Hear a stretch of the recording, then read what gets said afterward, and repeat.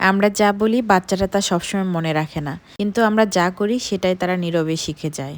আসসালামু আলাইকুম। আমার নতুন আরেকটি ভিডিওতে আপনাদের স্বাগতম। যে যেখান থেকে আমার এই ভিডিও দেখছেন, আশা করি সবাই ভালো আছেন এবং সুস্থ আছেন। আলহামদুলিল্লাহ, আমিও আমার পরিবারের সবাই ভালো আছি এবং সুস্থ আছি। আপনাদের কাছে আমার অনুরোধ, স্কিপ না করে পুরো ভিডিওটি দেখে যাবেন। আমার কাজ তো সকাল থেকে শুরু হয়েছে। সকালের নাস্তাটা আমি করে নেব। সকালের নাস্তাটা আমি এদিকে তৈরি করছি আর আপনাদের মাঝে কিছু কথা শেয়ার করি। কথাগুলো ভাবছিলাম আসলে আমার ছেলে মেয়ের জন্য। কথায় আছে না, ছোট বাচ্চারা যা দেখে তাই শিখে। বাবা মার আচরণে তাদের প্রথম পাঠশালা। আসলে ছোট বাচ্চারা কাগজে কলমে শেখার আগে শেখে চারপাশ থেকে। তাদের চোখই তাদের সবচেয়ে বড় শিক্ষক। বাবা মা, পরিবারের মানুষ, পরিবেশ সবকিছু গভীরভাবে তারা লক্ষ্য করে। আমরা তো অনেক সময় ভাবি ও তো ছোট, বুঝবে না, কিন্তু সত্যি হলো ওরা সব বোঝে, শুধু প্রকাশটা করতে পারে না। বাবা মা যদি শান্তভাবে কথা বলে, বাচ্চারাও শিখে শান্তভাবে।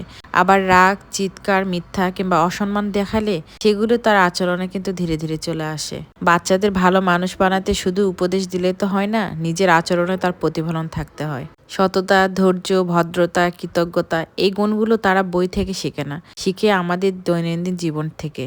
একটা কথা মনে রাখা খুব জরুরি, বাচ্চারা আমাদের কথা শুনে বড় হয় না, আমাদের দেখে বড় হয়। তাই যদি আমরা চাই আমাদের সন্তান ভালো থাকুক, মানুষের মতো মানুষ হোক, তাহলে আগে আমাদেরই ভালো মানুষ হওয়ার চেষ্টা করতে হবে।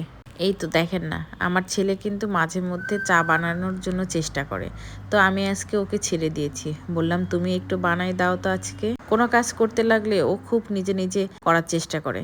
তো আমি বললাম আজকে যেহেতু তুমি বাসায় আছো, তুমি একা একা বানিয়ে দাও। ও কিন্তু আমাকে সুন্দরভাবে চা বানিয়ে দিয়েছিল। শুধু যে চা বানা তা কিন্তু না, ও আমাকে প্রত্যেকটা কাজে সাহায্য করার চেষ্টা করে। আর এটা হয়েছে আমার জন্য, বিশেষ করে ওর বাবার জন্য। ওর বাবা অফিস থেকে এসে ক্লান্ত শরীরেও আমাকে কিন্তু অনেক কাজে হেল্প করে। আর বাচ্চারা তো সেসব দেখে নোটিশ করে। আর ও যখন দেখে ওর বাবা আমাকে কাজে হেল্প করছে, তখন ও কিন্তু হেল্প করার চেষ্টা করে। আর জানেন, আজকে আমি 2 ঘরের বেডশিটটা ধুয়ে দিয়েছিলাম।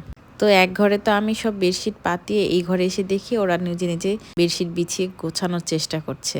দেখে খুব ভালো লাগলো। যতটুকু পারছে তো। এভাবেই কাজ তারা শিখে যাবে।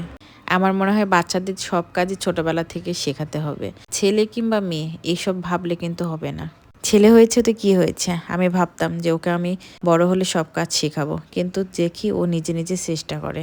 আমার এই জিনিসটা ভালো লাগে। আসলে বাচ্চাদের যদি সব কাজে আগ্রহ থাকে, তাহলে সেই কাজটা ওরা ভালোভাবে করতে পারে। আর সন্ধ্যায় একটু নাস্তা বানাচ্ছিলাম, ভাবলাম আজকে কি বানিয়ে দেব, তো মনে করলাম এটাই বানিয়ে দিই, ওরাও খেতে পছন্দ করে। আর একটু মুরগির মাংস ছিল যেহেতু, তো মনে করলাম মুরগির মাংস দিয়ে ভালোভাবে খেতে পারবে। আর আমার মেয়ে মাশাআল্লাহ ভালোভাবেই খেয়েছিল। মেয়েটা হয়েছে তো আমার মিষ্টি পাগল, আর ছেলেটা কিন্তু ঝাল দিয়ে খুব সুন্দরভাবে খেয়েছিল। কোনো জিনিস বানিয়ে যদি বাচ্চারা খেয়ে তৃপ্তি পায়, তাহলে এতে আমাদের তৃপ্তি। মাঝখানে যেমন সুন্দর করে নরম ছিল, সাইডে কিন্তু অনেক ক্রিস্পিও ছিল।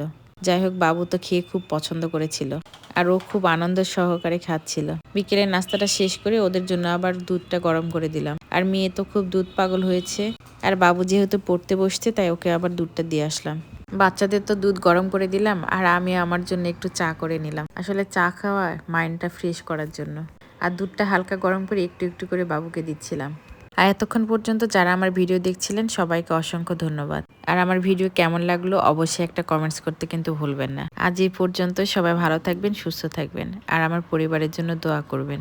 আমার পরবর্তী ভিডিও দেখার আমন্ত্রণ জানিয়ে আজ ভিডিও এই পর্যন্ত শেষ করলাম। আল্লাহ হাফেজ।